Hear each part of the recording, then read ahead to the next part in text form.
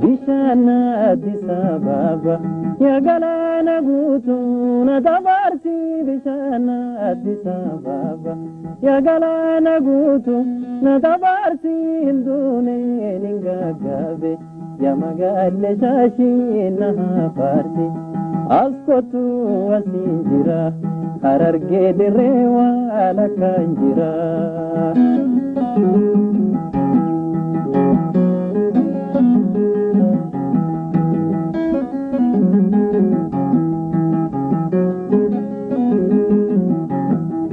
Allati